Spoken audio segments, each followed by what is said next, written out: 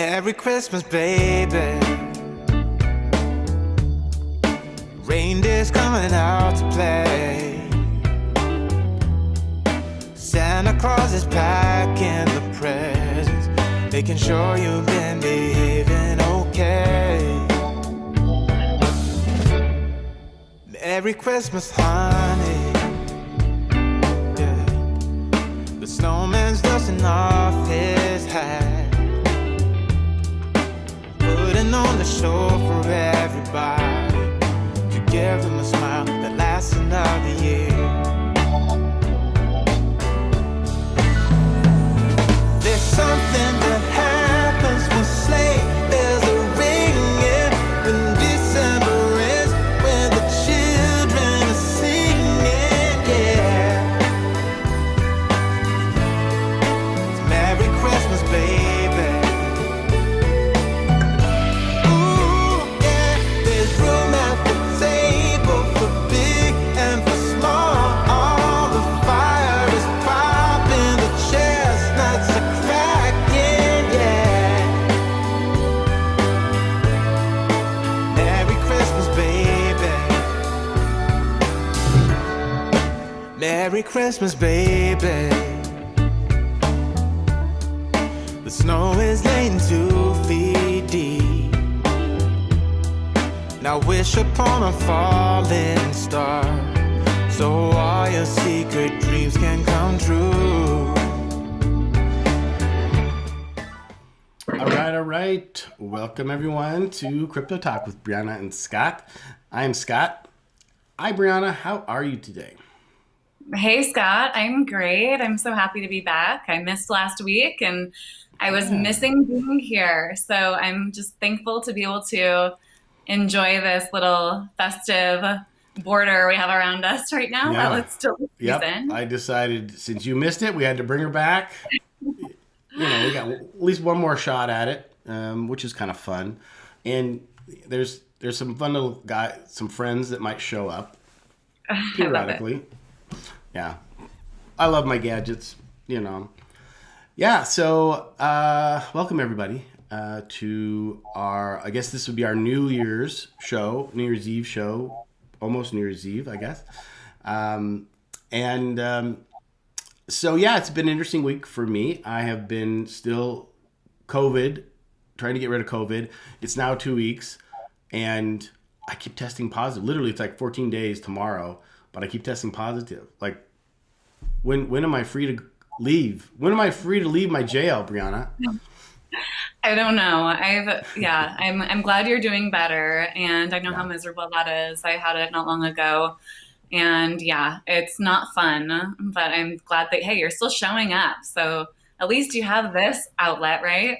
No, totally. Do with this outlet? I know. Yeah, like totally. Yeah, I missed you last week, but yeah, the show went on, and it was boring, just me rattling on, but glad to have you back this week. I'm glad to be back, and I've been in a whirlwind of the holidays, but one thing I did do yesterday or the day before is I watched an interview between our mentor Brian Rose and BitBoy Ben Armstrong with crypto, and I was so glad that I watched that. I found it really educational and insightful. I don't know if you had a chance to take a peek at it, but I maybe a wee peek. I'm not a big BitBoy fan. He's kind of one of those personalities that I can only take really short pieces of. But I do think that he's got some okay things to say. He's a little out there for me. I have to agree. I had that. When I first was exposed to him, I remember, and this was before I ever watched YouTube at all or anything. It was a year ago. I just never really was exposed or watched a lot of social media in general. And I was so taken aback by him when I watched something, because I was like, man, he is like very confident in himself. Like, people are going to get like just totally taken by everything he says if they don't have a mind of their own, you know? And so I was really, but there were little like things that I took from what he would say that stuck with me, little tips. And then I kind of was watching his channel like throughout the last couple of weeks, and I was like, okay, this is way too much. It was like a reality show. And I'm like, I can't even do it. I don't like that drama. And so I turned it off fully. but he kind of brought a little bit back of a redemption after watching this Brian Rose interview. And one thing that stuck with me was the 4-year cycle. And so what he believes in and kind of talks about is the 4-year cycle of crypto. And so that would mean the next bull run kind of being in his eyes 2024. So we are almost in 2023, which means we still have all of this time to kind of get in while the market is still low. So I'm excited about that. I'm kind of thinking of it like that. And maybe that cycle won't come around. I don't know. We'll see. But just gives a little bit something to look forward to. So that's what I took from that interview. And I'm excited for the new year to get a little bit closer to the next bull run. Yeah, I am too. Did he talk about the 4-year cycle being connected to the halving event or not? He does mention the halving event. Or I think it was in that one that he mentioned the halving, and it wasn't touched on for very long. It was very brief. But he does, I've seen him in other things talking about the halving event. So, but just kind of barely touches on it. So, yeah. Yeah, interesting. You know, a lot of crypto enthusiasts believe that the halving is the big deal, and that, you know, within the year after the halving, crypto always has in the past shot way up. And it's interesting because it doesn't happen like right after the halving event. It happens somewhere around 6 to 8 months later, relatively looking at the history of it, which I find really interesting. And that always sort of bothered me. It's like, boy, it's happened every time, but it doesn't happen right away. Why does it take so long? This year, I heard our friend Raoul Powell mention, and kind of just off, he didn't really dwell on it, but he was talking, so he did his end of the year kind of review, which I found fascinating. He's a big macro guy, right? So he really focuses on the macro environment, economic and financial environments. And he said that he thinks that the halving event might be coincidental, and that in his eyes, it's more about the economic cycles of debt and getting out of debt. And so he kind of looks at in this sort of economic cycles that it won't be just Bitcoin. It will be the economy. It will be the stock market, and all the markets will go up, including crypto. You know, things have changed this year. Things are a little bit different. So we'll see if all that holds true. But in general, for sure, the 4-year cycle has proven out. So either way, no matter what, it is an exciting time to be in and to be buying in. This year, I just did something new. Just did it literally today, and it is I sold my Bitcoin to take the tax write-off, and I'm buying it right back tomorrow, basically. And so I was thinking about, like, well, what could happen with this, you know? And I was thinking, the worst could happen is I'm out a few fees or whatever. Because the question that I had was, should I literally by selling? Because one of the interesting things is, like, selling and swapping. I'm not sure I fully understand the difference. I don't think there is. If you transfer your Bitcoin into stablecoin, isn't that the same thing as selling it? It kind of is in my mind. What do you think? That's a good question. I kind of saw this coming through the feed in our chat, and I just was like, man, this is, you know, it's always that thing I put off for myself, is trying to, like, understand it, because it just is like, I don't want to, but it's something to definitely understand and know when it comes to tax time. And I don't know. I don't know. I don't have a very strong view, because I haven't allowed myself to dive in yet, and I know I need to. So I'm glad you raised that, because I'll have to put it on the top of my to-do list, because it is coming up here. Well, if we only got 2 more days, to do it. If you're going to take the tax loss, and we talked about this before. Before I got into crypto, I didn't pay attention to finances or taxes or anything, and I just love the fact that, because I love crypto and because I'm in crypto, I'm paying more attention to all my finances, to my IRA and to my tax issues. And so I think it's a really good thing. And, I bought, I dollar cost average, but I remember buying in around 40, my first tranche, I think, of Bitcoin or whatever. And so it's not a lot, I probably have, but I probably, between that and ETH, dollar cost averaging, I may have about $4,000 probably in taxable losses that, I don't care because it's going to go up. Right. And so for me though, if I can now take that 4,000 and put it against my gains for next year's taxes. And so it's a pretty simple situation. The cool thing is, in the stock market or traditional finance, you can't buy, if you do this, you can sell your assets at the end of the year and take a loss on your taxes, but you can't buy it back, I think, for 30 days in traditional finance. But that rule doesn't hold in crypto. So you can buy it right back. So I'm going to be buying them right back probably after the show. And I'm just swapping. So all I did, because I was thinking, do I want to actually, I'd have to load it back onto Coinbase, convert it, sell it, or I don't even know what that's called, like withdraw it, I guess, back to fiat, and then do the whole process back. And I thought, well, that's kind of a pain in the butt. From what I can tell, and maybe any of our listeners know now, I know we've got John here that's on, made a comment. We'll talk about that in a minute. But swapping in the past, when I swap, that accrues a transaction. And I think that's the whole thing. And it'll look at that swap and it'll say, oh, you took a loss. And that's a transaction in my mind. And no, I'm not a tax professional, and nothing we say here is financial advice or tax advice. But it's just something to think about. And so, like I said, the worst that it could hurt is I incur a couple fees, doing that swap. And as far as I know, the swap was like $1, for a transaction fee. And because I'm using my Exodus wallet, and I'm just using Exodus to swap it. And so anyways, that kind of just came up as we were talking about, I guess, the halving and this whole thing about Bitcoin, and it just made me think about that.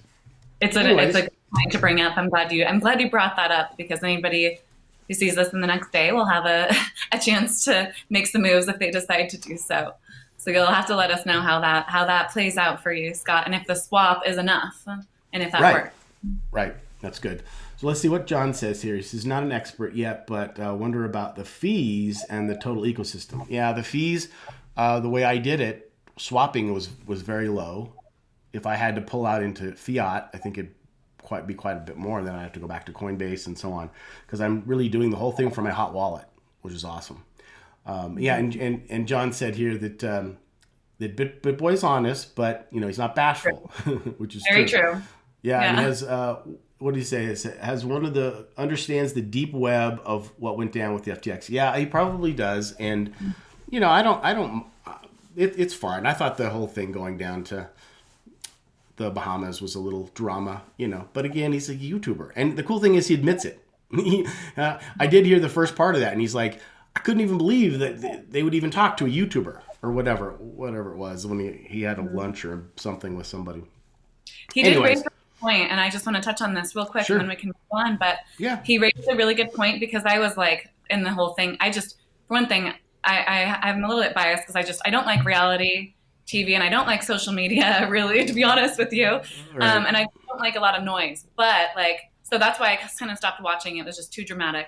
But once he talked about it all, and we have to remember, as YouTubers ourselves, when of course you're going to know that's going to bring in an audience. Of course, that's going to bring in, like people following you. But he brings it to the point that, and he exposed. Where was the media? It's an hour offshore of Florida, the Bahamas, and there's no other media there, which was interesting, just because of the deep-rooted ties. So yeah, nothing against BitBoy at all. I do appreciate his honesty, and it takes those extreme people. We talk about this a little bit, Scott. We touch on this because you're kind of right in the middle. You kind of say you like to stay in the middle, stay grounded. Yeah. And it takes extremes on both sides to get to that middle, right? To have that middle balance. And so I guess the more extreme one is on one side versus the other, kind of counteracts the other. And then there's that middle ground. So it's okay if we have some extreme people, because it will maybe bring that extreme level over to our side more. Well, you bring up a good point, and that's what, free speech is all about. And it's why America is one of the great countries, and we really take that seriously for the most part. But and everything is being questioned now, and And we've got those polar opposites. But you made a good point there. I hadn't really thought about it as much. That you almost sort of need that, right, to even know what the middle might be, which is a good point. I think that's a good way to look at it. I'm going to put John's comment up here. He's like, yeah, not focused on FTX SBF anymore, upward and onward. And I think that's a good point. To move on. I agree, John. So with that being said, let me see if I can get our share screens going here. I've been having a little problem with all my funky little things here. Let's see what we got. Oh, this one worked good. We got both of us, and we're in nice little candy cane squares, and we can see your screen. So what would we do without your creativity? Okay, right. So it'd be very bland if I was running the show. So thanks, Scott. But okay, so we're here with 3 commas, and I was actually really surprised when this was still going on, because I have personally been signed up for 3 commas, and I don't use it regularly at all. I just had signed up last spring because it was recommended to me, and they're a platform for they do like bot trading. You can also use it as a portfolio manager, which is my intention, was to use it as a portfolio manager. And so I received a notification or an email actually from Coinbase back on November 11th. And what it read was along the lines, it said that, as you may be aware, 3 commas recently released a security alert indicating the customers of their platforms have been targeted in phishing attacks. And it just said that you should change your API keys that you have stored on 3 commas, and then it just goes into what phishing is. And so this was November 11th. So at this point, when I received this email, I unhooked or whatever, erased all of my API keys from 3 commas platform, and then I canceled my account because I hadn't been even using it anyways. And it did make me wait I think a week until I officially did delete my account, but I did take that action, and I'm really glad that I did. But now here we are, and it's the end of December, and this is still going on, and this is kind of what's been happening here. So the headline reads, "The 3 commas API leak victims demand refunds and apology for gaslighting." So victims of the 3 commas API leak are calling for refunds and an apology from the crypto trading platform being gaslighted over the whole ordeal. The past couple of months have seen an ongoing back and forth between 3 commas and supposed victims of unauthorized trades coming from their accounts. 3 commas and its CEO, Sorokin, is what I'm going to call him, had strongly denied any hack or breach had taken place, and had refuted there could have been an inside job from an employee gone rogue. Instead, it suggested that any leaked APIs were the result of customers being phished. So here is what he stated. This was 2 days before Christmas. He says, this was the CEO. He says, if you are a victim, then it means that somehow your keys were leaked, not from 3 commas, as otherwise you would have seen millions of cases, not 100. Browser extensions, stealers, and all kinds of malware are out there. So he did this, and there was another comment up here. This was somebody retweeted this, and the part that is highlighted here, the person on Twitter said, "Are you going to delete this statement?" And moving on, let's see. And then he also had pointed out, "I understand it's easier to blame us, but it is not helping to solve the problem. Trades happened on the exchanges. Exchanges have KYC for people who did it. Please can help to catch these guys. Do you understand that this actually solves the issue?" And so then we move on to December 28th, where Sorokin finally admitted that there had been a sizable API leak from the firm, confirming a database of API keys shared by a hacker was legitimate. So on Twitter, there was an anonymous person who put out the API leak, and it was never named due to keeping these API keys secure. However, it was put out on Twitter, and following that, it said, "We saw the hacker's message and can confirm that the data in the files is true. As an immediate action, we have asked that Binance, KuCoin, and other supported exchange revoke all the keys that were connected to 3 commas. We did everything that we could do to investigate an inside job, and it was as it was always a possible scenario and on our watch list, but proof of an inside job was not found. And so the community has been left bewildered by the surprise admission. And considering that 3 Commas had on December 11th labeled customers' reports of a leak as false rumors shared by bad faith actors using falsified evidence. And then it just says here, on just a reminder, for the last 2 months, you have blamed the victims of the hack. You have defamed the victims as bad faith actors and alleged they falsified evidence when it turns out 3 Commas was the ones who were the bad faith actors lying and falsifying evidence. And then right here it just says popular crypto trader CoinMamba tweeted, you kept lying and saying this was our fault instead of taking responsibility and prevented further exploits. Are you going to refund the users now? So there's a lot of backlash, rightfully so, for 3 Commas. And there's just, it kind of just goes on to show this pattern that I've noticed, and maybe you've noticed this too, Scott. I think you pointed it out before. It's almost that same statement that SBF had put out at a specific time saying your funds are safe. And right here, and maybe 3 Commas didn't know until there was this, it's hard to say what was going on behind the scenes with 3 Commas. But rather than, I guess they just kind of kept going and allowing people to still, use the platform and maybe didn't go about it in the right way. And I guess the reason why I brought this forward, this is what I was thinking when I read this article and when I was realizing, I'm hooked up to 3 Commas. I'm hooked up, or I was to 3 Commas. I'm hooked up to Coin Tracker. And like, how far do we go when it comes to, we talk about self-custody a lot. So, we can have as much self-custody as we want. We can, if we have our API keys kind of stored through these other platforms, we almost need to go a step further and have our own, if we're using it as a portfolio manager, and our own portfolio manager, just on that we're fully in control of if we want that full security. So it just made me think, and that's why I brought this forward today. Do you have any comments on this one? Yeah, so maybe like just an Excel spreadsheet? Was that what you're kind of thinking? Yeah. That's a really good point.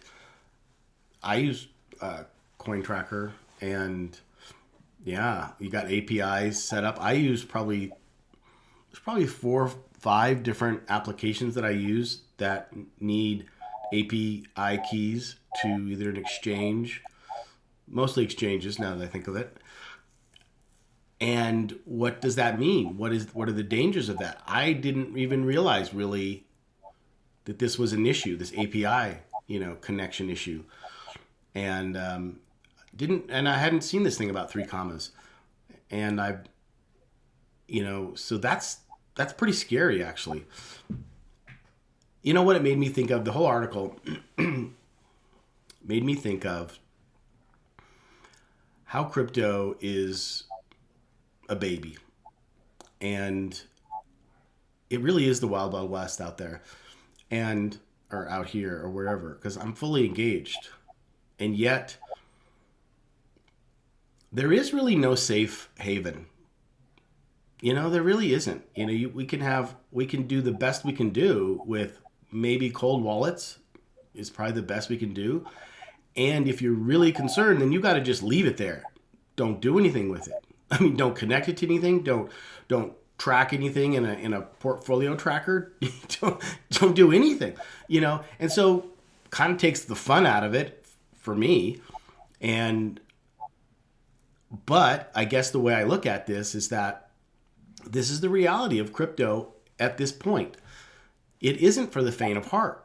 And I'm a big fan of bringing as many new people in as we can, but we got to be realistic about it.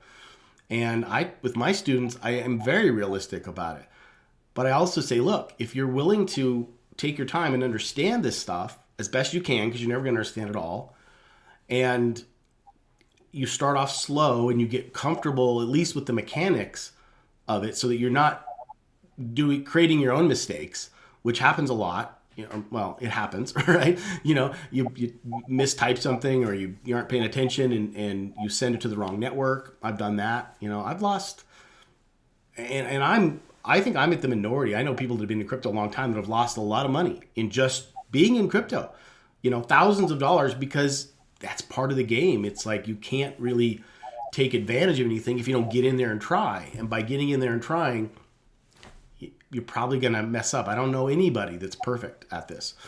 And I've lost probably, well, if you include the Terra Luna, which I'll just throw that in there, I don't know, maybe $2,000 I probably lost to just that and silly mistakes and whatever, FTX, I've, lost a couple $100 in that, nothing big, but yeah. So that's what this article made me think of, was like, wow, you know what? There's just no absolute safety.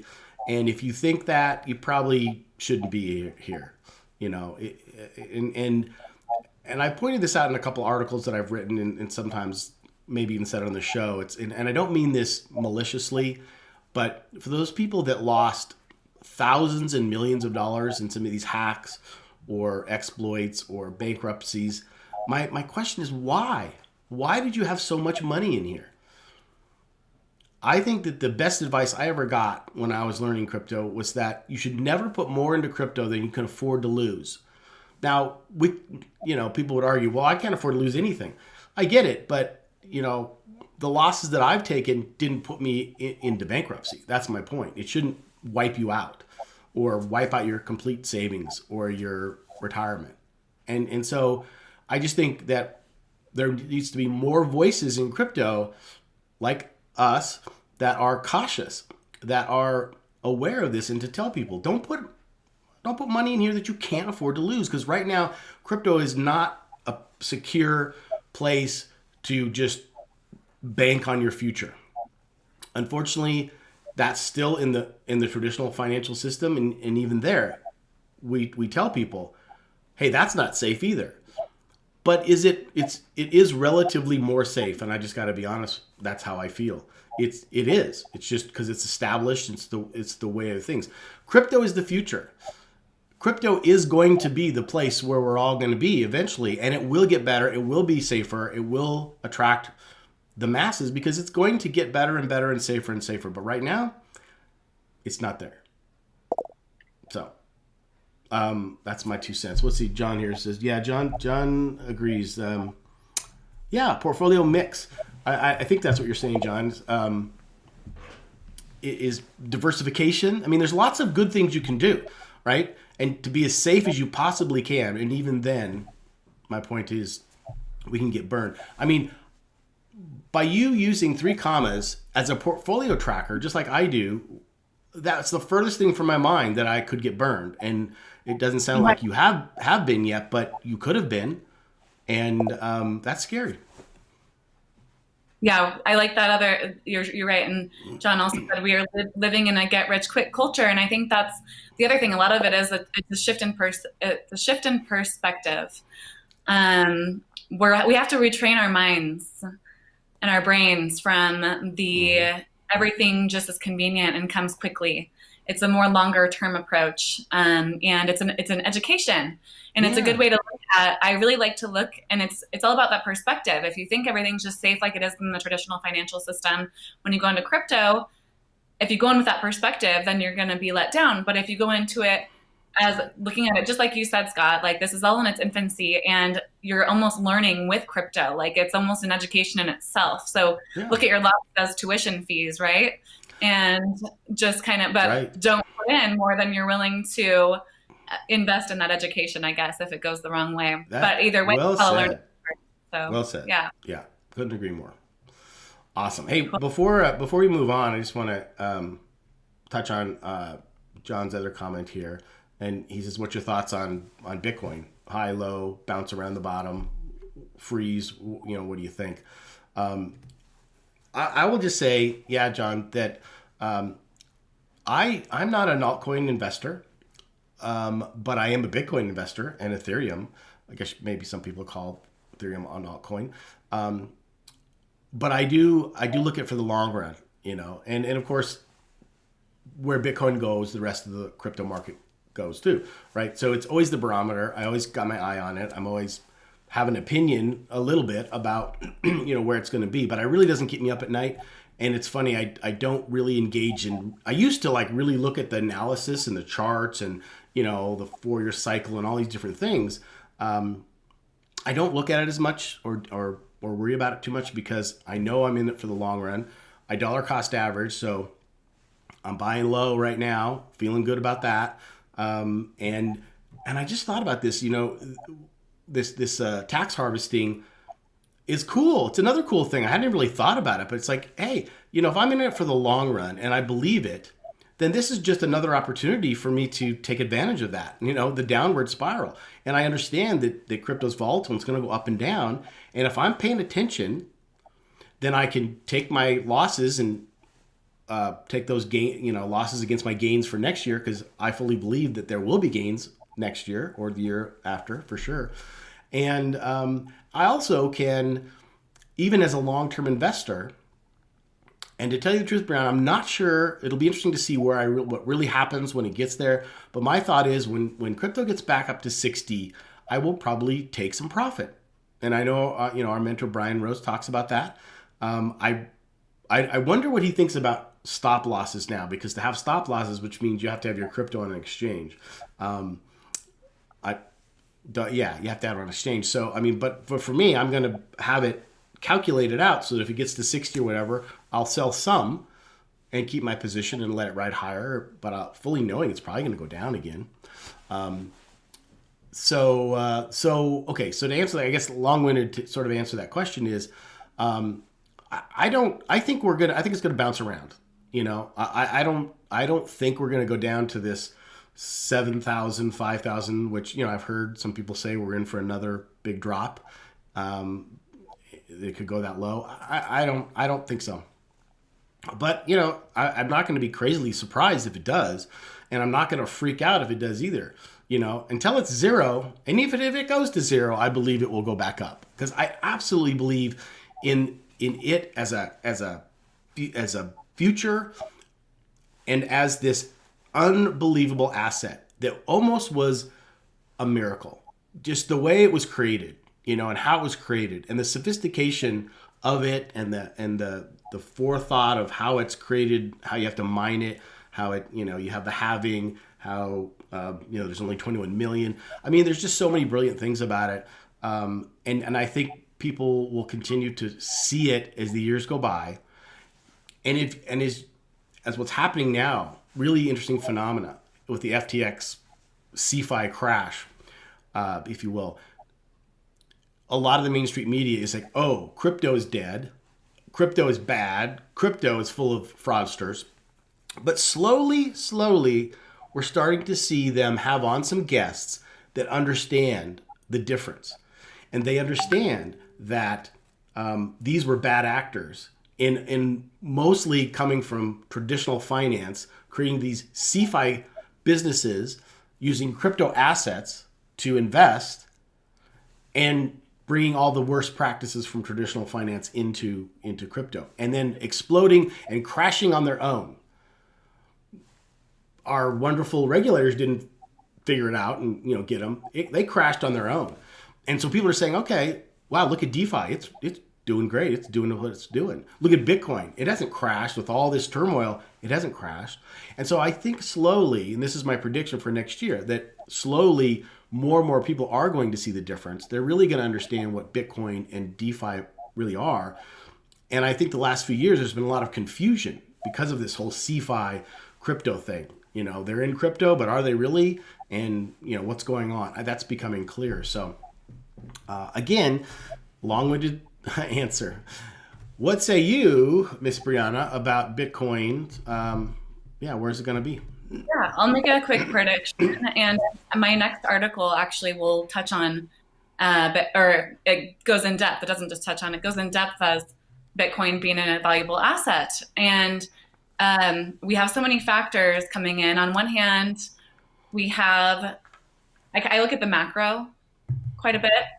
So on one hand, we have real estate, automobile, we have even banks, and this kind of forewarning for 2023 that it's going to get pretty tough times for those, could be, and energy prices going up, that people have less money and extra money on hand.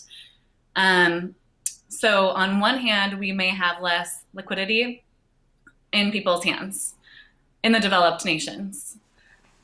Then we have the undeveloped nations, who are, from at least what I see and how it's presented in the articles that I read, who are really seeing the value in Bitcoin because it's like literally all that they have. Right. And so they really see that value. And then we have all these other things taking place where we have CBDCs coming in. And I think that the overall value is being seen more widespread with Bitcoin. More people are talking about it. And I mean, I hear it in the coffee shop. I'll be in the coffee shop and I hear someone talking about cryptocurrency next to me. And I'm like, okay, you're not used to that. And we're more connected globally as well, to where people are now sharing, like, okay, like, the fact that I know that in El Salvador and that in Nigeria, people are, the fact that I'm really well aware of that they're really taking on Bitcoin and seeing it as their saving grace, really. I think that that's just becoming more widespread. And we also see more people in the mainstream. I personally, for what I'm exposed to, I see more people talking about it in a lighter, with more light behind it versus more dark, even though there's still the people who are like hammering in they're still bringing in that fear and, oh, it's so dangerous and this and that are going to be around forever. There's always, it's going to, but I feel like that's dwindling. Mm-hmm. Like the more people are like, oh, actually, there's this and this about it. So this next year I've heard people say, and so that's what I go off of is kind of, and it's hard not to make my judgment of what's going to happen this next year, kind of bouncing around. A lot of people think we've hit the bottom, and that I think actually BitBoy was talking about this on that interview, that 15.2, I think, was what they perceived to be the bottom. But that doesn't make it, nobody knows. We have all these factors coming in. Mm-hmm. That's how that will play out. But I kind of feel I also kind of feel like we've hit the bottom. I felt like that a couple of weeks ago. Like I just kind of had this feeling. I feel like it's going to slowly make its way back up, but I don't think it's going to do a lot because of the economy for this next year, that it may kind of remain the same. And then we'll see hopefully another bull run. Yeah. But yeah, hard to say. Yeah, I mean, it is. It is kind of fun in a way to, especially just if we keep it to Bitcoin and just kind of speculate and talk about, the different theories, the different ideas, whatever. To me, that's just kind of fun, to do and to talk about. And I do think it's still connected to the economy. So and probably, I agree with what you said for sure. All right. So what do you got next? Okay. Get to it here. This one's kind of wordy. I won't go over the whole thing. This is a super interesting article. And I will share the link to this in the comments or in the description after we're done when I get a chance. But I found this to be really interesting. So title of it, Why Bitcoin is the Ultimate Wealth Preservation Technology. And this is an opinion editorial. This was out of Bitcoin Magazine. Leon Wenkum is the author of this article. And it goes a little bit into the history. So what it says here, evolutionary psychologists believe that the ability to preserve wealth gave modern humans the decisive edge in evolutionary competition with other humans. Nick Szabo wrote an interesting anecdote about how in this essay, Shelling Out the Origins of Money is what it's called, when Homo sapiens displaced Homo neanderthalensis, Neanderthalensis. You got it. Good job. Europe circa 40,000 to 35,000 BC. Population explosion followed. It's difficult to explain why, because the newcomers, Homo sapiens, had the same size brain, weaker bones, and smaller muscles than the Neanderthals. The biggest difference may have been wealth transfers made more effective or even possible by collectibles. So evidence shows that Homo sapiens took pleasure in collecting shells, making jewelry out of them, showing them off and trading them. It follows that the capability to preserve wealth is one of the foundations of human civilizations. Historically, there have been a variety of wealth preservation technologies that have constantly changed and adapted to the technological possibilities of the time. All wealth preservation technologies serve a specific function, storing value. Chief among the early forms is handmade jewelry, but below, in this article, I will compare the 4 most commonly used wealth preservation technologies today: gold, bonds, real estate, and equities, to Bitcoin, to show why they underperform and how efficiently Bitcoin can help us save and plan for the future. So he explains here what makes a good store of value. When stores of value compete against each other, it is the unique attributes that make a good store of value that allows one to outcompete another. The characteristics of a good store of value are considered to be durability, portability, fungibility, divisibility, and especially scarcity. These properties determine what is used as a store of value. So jewelry, for example, may be scarce, but it's easily destroyed, not divisible, and certainly not fungible. Gold fulfills these properties much better. Gold has over time replaced jewelry as humankind's preferred technology for wealth preservation, serving as the most effective store of value for 5,000 years. However, since the introduction of Bitcoin in 2009, gold has faced digital disruption. Digitization optimizes almost all value storing functions. Bitcoin serves not only as a store of value, but also as an inherently digital money, ultimately defeating gold in the digital age. Now, I'm not bringing this forth to try to downplay gold. I know this is a very sensitive subject for many people. And I don't think this is, I think there's room for Bitcoin and gold. But if we're looking into just these qualities that create a good store of value, this just brings out the differences. So the durability differences between Bitcoin and gold. Gold is the undisputed king of durability. Most of the gold that has been mined remains extant today. Bitcoin are digital records. Thus, it's not their physical manifestation whose durability should be considered, but the durability of the institution that issues them. Bitcoin, having no issuing authority, may be considered durable so long as the network that secures them remains intact.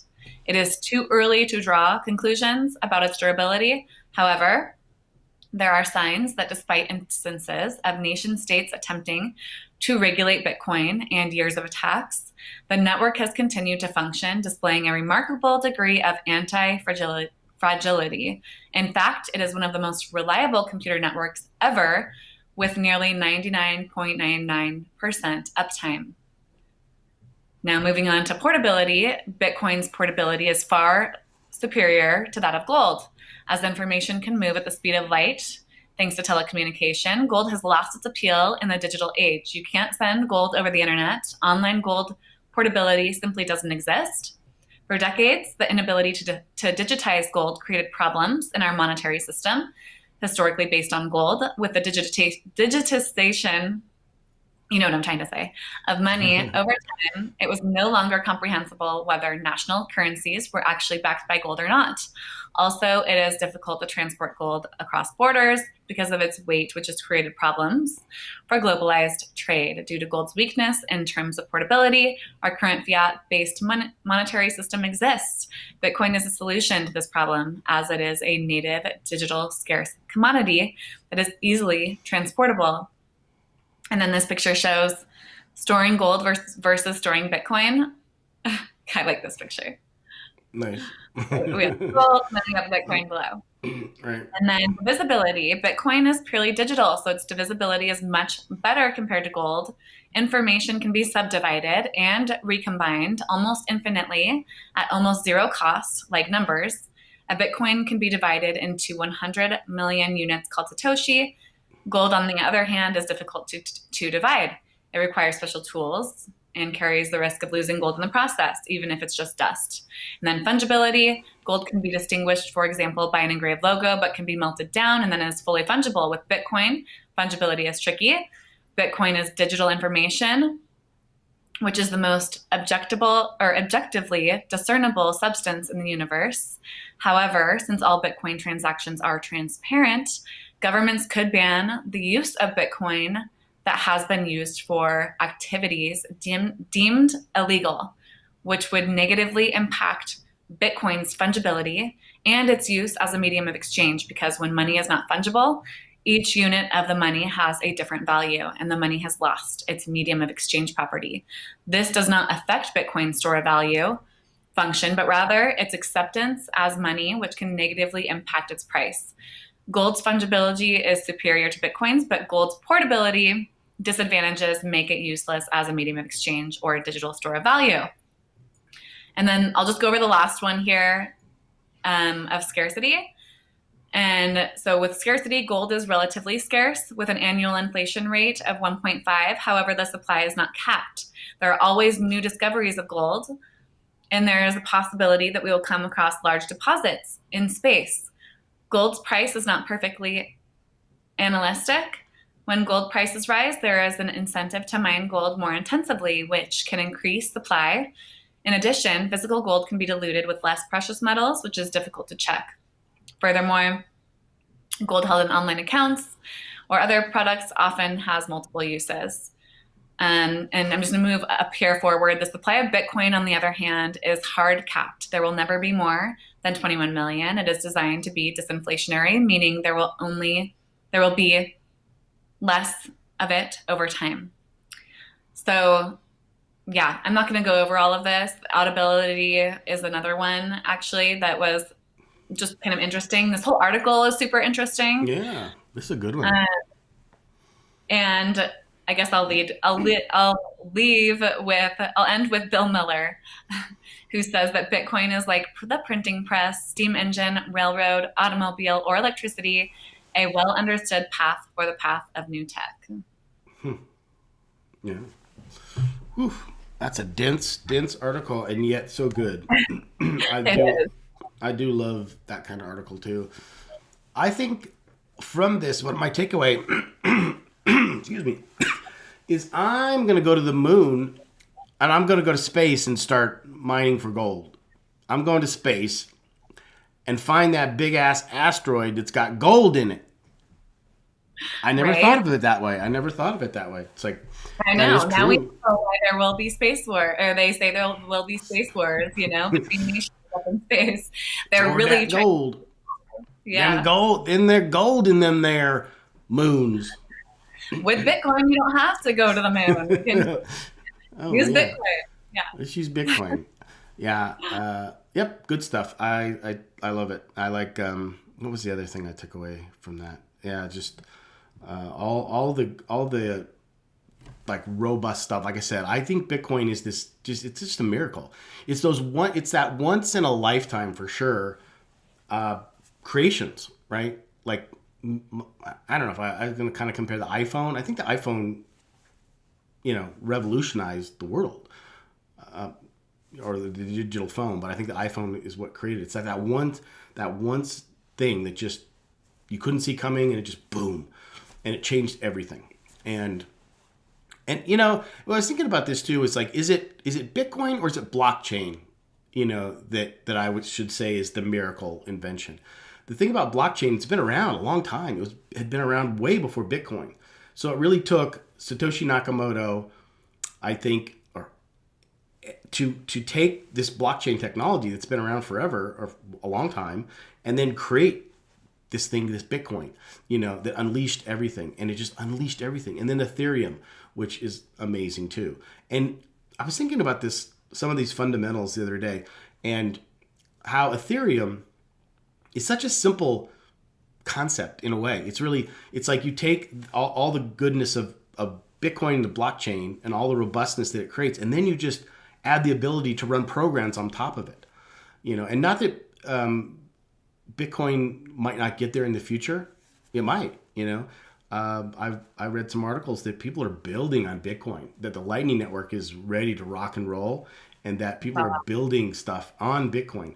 I don't know what it is yet. I haven't heard a lot of big news about it, but I don't see why it's not really possible to figure that out. But anyways, Ethereum, just this simple concept of, you've got this computer network and it runs apps like an iPhone. Yeah, iPhone's okay. Yeah, it runs, but it's the apps that make it useful. And that's how I see Ethereum.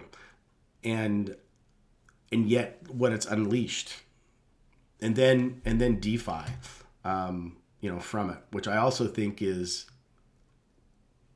the word I use is beautiful. DeFi is beautiful. I was gonna say, I love your voice when you say DeFi because you can tell it's just like this love for you. I'm in like, love with DeFi. I'm in love. Oh my God, that's so funny.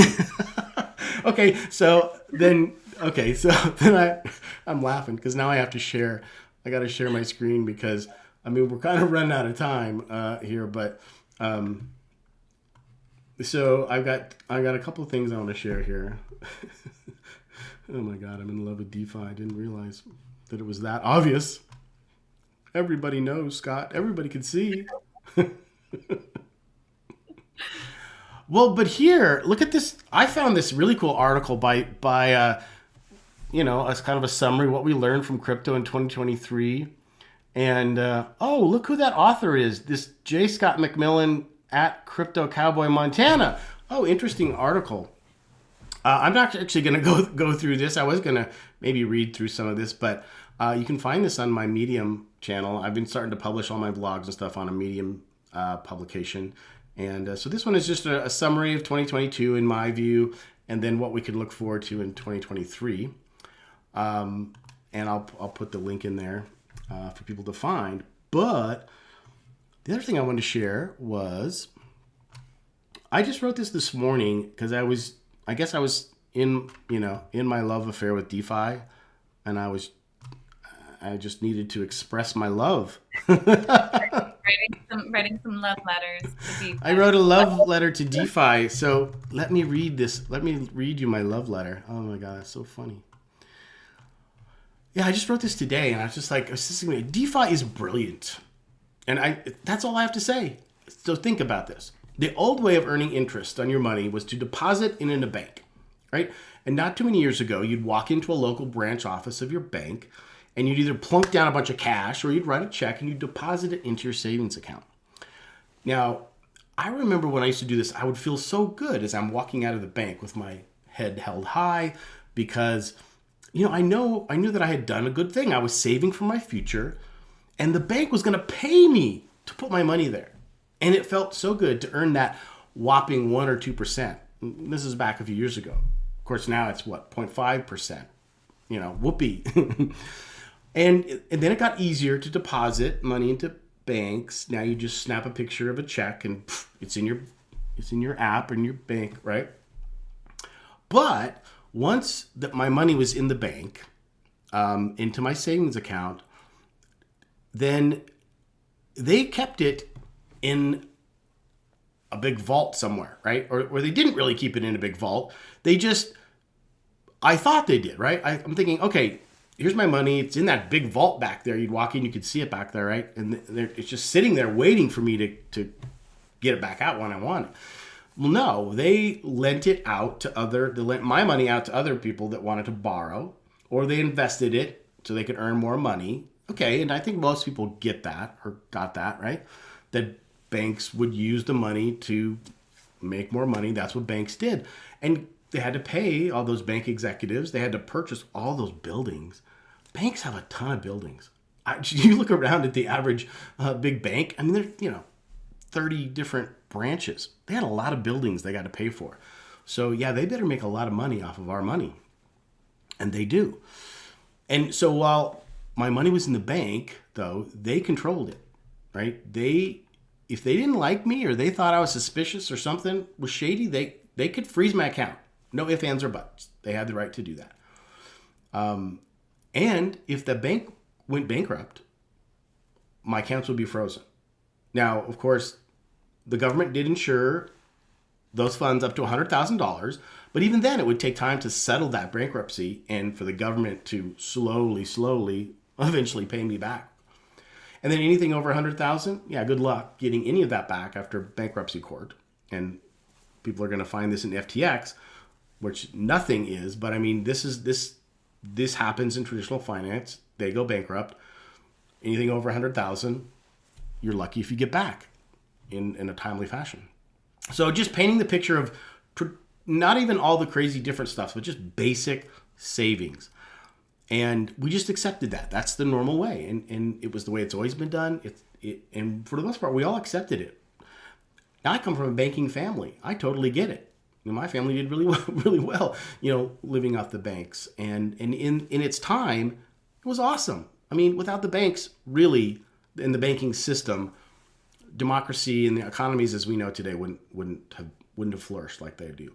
And so I have nothing against why banks are here and what they did, but then came along this new way to do finance, this new DeFi way, and it really turned the whole banking industry upside down. So now here's the beauty: we can log into a DeFi smart contract, and we can deposit our crypto funds in that come from our own self-custody wallet, where only we have control of it, right? So nobody has control over a wallet that has our crypto funds in it, right? It can't go bankrupt. Nobody can seize it or close it. We have total control over it. No one can freeze it. No one can do anything with it. We have total control. Our only thing is, can we remember our passwords and keep our phrases? But we have 100% responsibility over that, which I like. So now we can deposit these funds from our wallet into a DeFi smart contract to earn savings, just like we were going to deposit a check into the bank. But we can earn at least 4% on the very, very low side, and pretty easily 10 to 15%. I mean, that's just astronomically higher than what we can get in a bank right now. And it's easier in a way. You've got to convert your fiat to crypto, and there is all that, which can be an issue. But basically, once you're in crypto, the system of actually using DeFi and depositing in a smart contract is pretty simple. To earn 10 to 15%, wouldn't you want to, I don't know, take a few hours and learn how to do this and maybe test it out for 15% interest that you could earn on stable coins, which means that we don't have to worry not only about the fluctuality of the assets, so our principal can't go down, right? Now, if we were, and you can put like a Bitcoin in or an altcoin in there, but now you got to worry about the value of that going down, dropping, and now your principal is lower. But in stablecoins, you don't have to worry about that. It's beautiful. Stablecoins, you don't have to worry about that, and you can earn 10 or 15%. You see why I'm in love with DeFi, Brianna?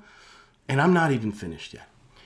And so even though that those funds are locked up in the smart contract, so for the most part, most of the time when you put those funds, they are now locked up in the smart contract. Now, when I say locked up, you can pull them out the next day if you want to. Now, in most banks, you can pull your funds out of a savings account, but there are vehicles where you can't, longer term, that might earn a little bit more interest, not a lot. But in these smart contracts, for the most part, and again, there are some that you can lock it up for longer, but for the most part, most of them always have the option you can take it out whenever you want. Just take it out. Your principal and everything you've earned up to that point. Now, what's interesting about this, so let's contrast this a little bit, with, okay, we've got this money in here, we're earning this 10%, 15%. Well, how come we can earn that? Well, all banks, basically it's less overhead, right? Banks have to have the buildings, they've got boards, they've got executives, they got to pay. They've got all this overhead. Smart contracts are just code. There is no overhead, there are no buildings, it's just code. So you can take the money, basically, the capital, whatever you want to call it, and apply it appropriately. You don't have to pay the machinery of the banking system and traditional finance to work. And that's what we're really doing here. So we're then, as users, we get to now capitalize on that and make a good, return. So banks have to have reserves. So this is interesting. Here's how DeFi works, basically, right? And I just think this is the brilliant part of it. So banks have to have reserves. They got to have money in the bank. Excuse me, getting my COVID. Hold on. There we go. So that if you want to take your money out, it's got to be available there. And then the government also will back that up, right? So you can't have a bank run. And that was set up so traditional finance, you can't have these bank runs like they used to. So how do you do it in the decentralized way in DeFi? Well, this is what I think is so ingenious. So because there's no entities, there's no organization, there's no government that can say, okay, we're going to back all this up by a bunch of funds so that if there's a bank run, there'll be funding there. No, basically they set it up in the code so it says, look, we need liquidity. We need assets in there so people can swap and trade crypto back and forth or borrow crypto. And so this is what a decentralized exchange does, right? It's what a DEX does. How does DEX get its funds so you can swap? Well, they say, hey, I'll give you this percentage. If you put your crypto funds in my smart contract, I'll give you a fair, reasonable percentage. And now that smart contract can be used for other customers to swap Bitcoin to Ethereum and stablecoins and whatever, right? And without that liquidity, without people like me and whoever else are in DeFi who says, yeah, I'll earn that 4 or 10%, I'll put my funds there, and now people can use them and swap them. So just like a bank uses the money, yeah, crypto DEXs use my crypto assets, but it's just mixed in. It's not like mine. It's just everything's mixed in liquidity. And now Brianna can come in and swap her Bitcoin for Ethereum or whatever, right? And it's only made possible that she can do that because I now put my DeFi funds in there to earn liquidity. And that's just how the code works. And nobody controls it. It runs smooth. If nobody wanted to put their funds in there, then there would be no way you could swap, right? And so there is a delicate balance, and this is why sometimes you can earn 20, 30% on some of these decentralized exchanges because they've got to get liquidity. Things don't work if they don't have liquidity. But they also then don't necessarily leave it at 20%. Once things get humming, they'll pull that down. And that's why in DeFi, you have to kind of watch out. If you're providing liquidity, you have to watch out that what was 20% today, maybe 5% tomorrow. But this is how it works. And to me, this is why it's just like, again, it's like Bitcoin in a way. It's like it fundamentally works. And I just love the fact that you've got to have both liquidity providers to provide the swapping and the borrowing and really all the other funds. And without one, you don't have the other. And so again, it's these smart contracts that just work and they run smoothly. And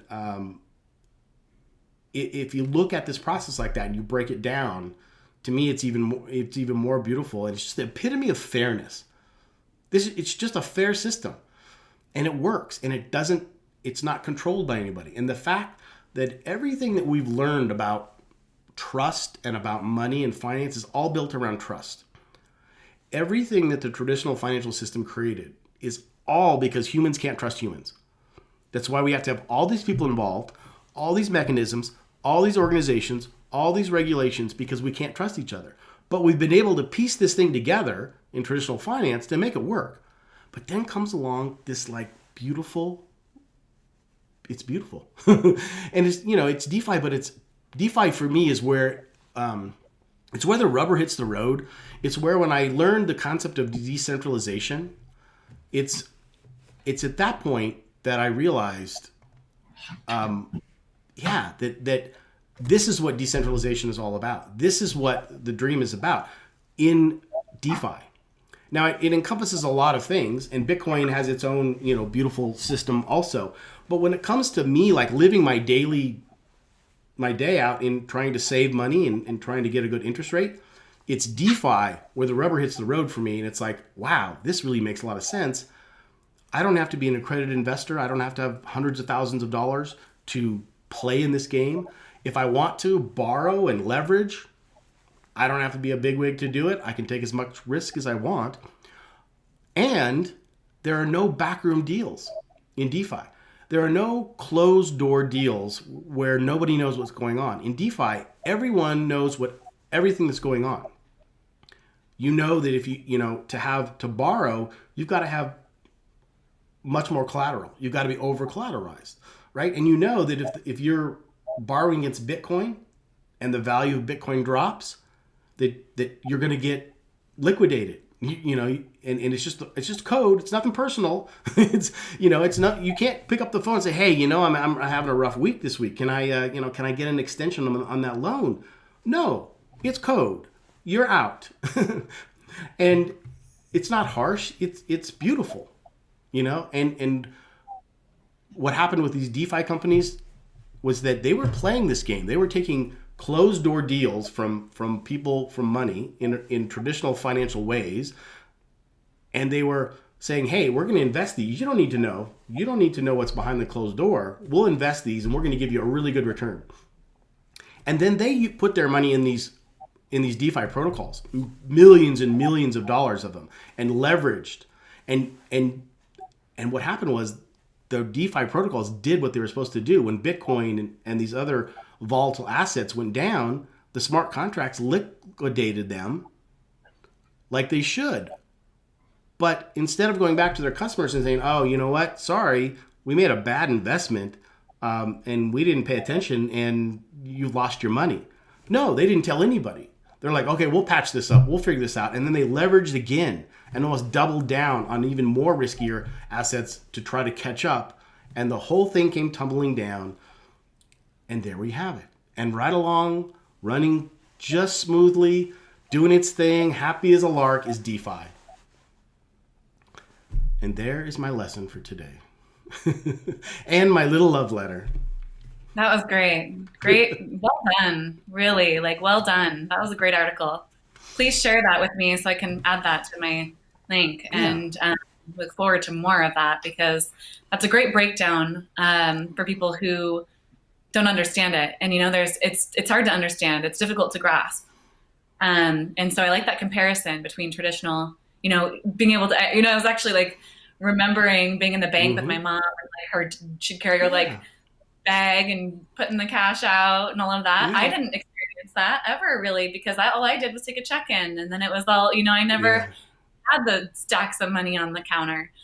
And yeah, that it's a great way to be able to understand for those who remember those times and how the traditional finance works. So great job. That was a great article. I have a tear coming out.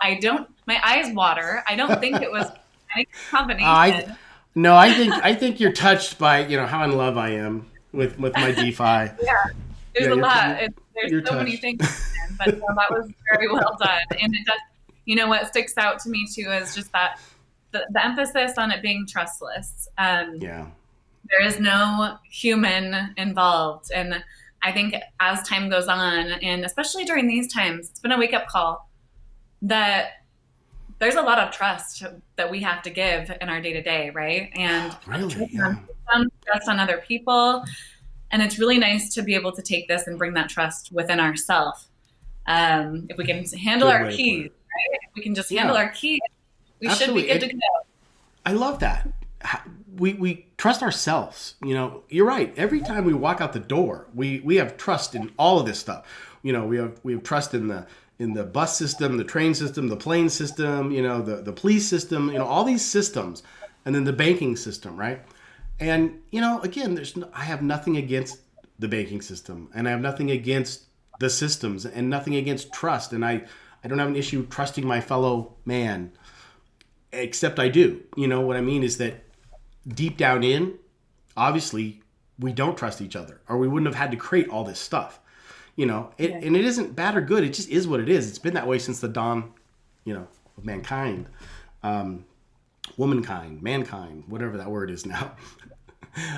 And so, but then that's why, again, and the more I talk about it, the more I'm just like marveled at crypto. It's why it just got inside of me and took over. And when I really sit down and think about it, stuff like this, the simplicity of it. You know, it's complex and we make all the, you know, there's a lot of stuff about it, but if you boil it down, man, it's so simple. It really is just taking this trust and putting it in code. And as we mentioned at the beginning of the show, you know, we have a long way to go, right? We have a long way to go to making this really adoptable for, you know, the whole world. And yet what we are doing as early adopters, and we really still are, is we're testing it, we're playing with it, right? And we're testing it with our money, with our patience, with our, you know, whatever, right? And we're also now trusting, we're putting our trust in there a little bit too, into a trustless system, but right, it's what it's all about. We're trusting that this trustless system is gonna work, and it's all new. And for people like me and you, and people that would listen to the show, that's what I think tracks us to crypto. It's like, it's exciting, it's new, it's a little bit dangerous, you know, and that keeps us interested. and on our toes. And there's stakes involved. There's money, that we could lose. And again, I'll just bring it back around to it. Get in, play with this stuff. Be prepared to lose a little bit. Don't be silly and put in more than you can lose. And if you go at it like that, you're going to sleep at night well. You're going to have a blast just even playing around with this stuff. And like I said, when it comes to the whole NFT and metaverse world, to me, that's just total playground. That's just more crazy and fun. This part of it is crazy and fun too, but there's definitely, money at stake, and it can be a little bit complicated, but, we try to make it as fun as possible, I think. And yet we do break it down, into some of this detail, which obviously you and I find interesting. Hopefully you guys today have found it a little bit interesting and fascinating. And I hope you can hear in our voice, like, we love this stuff. We love this stuff. So. Yeah, we do. And just to follow that, if you are new to it, if you're new to crypto, or if have already, dipped your toes, take a look into Scott's course, because he's just launched his course. I know he's been teaching it for a while now, but he's launched a new course here. So take a look at that. Oh, there he goes. He's on top of it. Retirementwithcrypto.com. And it's not just for retirement, right? It's for all ages, all levels. So I may be changing the name of that. We'll see. This was my first foray into this. Is if people want to catch up on the retirement, crypto's the way to go. And I'm, we'll see how that plays. But it's basically an intro to all crypto. But I do look at it in the long term, and so the focus is whether you want to just save, whether you want to just get involved in crypto or not. You can really use this as a full-blown retirement strategy. And it's kind of unique out there. Not that anyone doesn't do it, but a lot of people look into crypto as like, oh, it's volatile. It's now. I'm going to make a profit. I'm going to go to the moon. I'm going to be a millionaire. Well, in my system, I do shoot to be a millionaire, but over a 10-year period, using DeFi and blue chip assets. But you can have a lot of fun along the way, and I plan to. So. Indeed you can. Yeah. Indeed. Yeah, indeed. Trying to come up with new words. Good word. Indeed. And did you have anything else that you wanted to share today, or is this going to be the end of our show for today? We've gone far once again. We've gone 15 over. Yeah, I think this is the end of the show today. So I hope you have a Merry New Year's. So you got any big plans for New Year's? I don't. I'm going to be. I have an event that I've been invited to be at on Sunday, so I have to prepare because I'm not ready, and so that will be. No, I'm going to be. I think I've spent the last 6 New Years alone with my kids sleeping, so and I'm good with that. I'm totally good with that. So no. How about you? Yeah, no, I'm here with my 80-year-old parents, and gonna just watch the ball drop, I guess, and but ring in the Merry New Year. I'm really looking forward, to next year, whether it's a bull run year or not. It's a whole nother year of building and learning and education and a lot of fun. So hey, if you want to plug your show, you're doing like a Christmas Eve show, right? Online show? Yeah, there'll be like a New Year's Day evolution. So it's not a resolution, it's an evolution for long term. It's on the lines of wellness and health. So that should be fun. And that will be 11 a.m. Pacific time, and it'll be live. It'll be a Zoom call. So we'll see if I can get my act together. So 11 p.m., right? 11 a.m. 11 a.m. 11 a.m. Oh, you're doing it early. Day. Okay. Yeah, it's not on New Year's Eve, it's on New Year's Day. So trying to bring in the momentum for the new year. And a lot of times people are actually in a slump on New Year's Day. So this is supposed to be a revitalizing, we'll do some visualizations and some breath work and bring in some momentum for the new year. So nice. And they can find information about that on your channel? Yeah. On Yeah, I will. I've been, a little bit behind, but I'll post a link in the description as well for that. I have a few links to post now, and then I will also I'll do a video too on my channel and a post as well. So all right, cool. like I said, I'm behind, but there's still time, so that'll be coming as soon as I can. Okay, As Purified People. That's your channel, Purified People. Check out Brianna's channel on YouTube. Crypto for the Rest of Us on my channel. And you can take a look at my course here at retirementwithcrypto.com. All right, people. All our people, our crypto peeps, anyone else that wants to join in, have a great new year. And I'm going to play that last Christmas song again because I'm kind of addicted to this Christmas song. So we'll close it out with that again. So, see ya, everybody. See you there. See you next Guys, year. Happy New Year. Bye.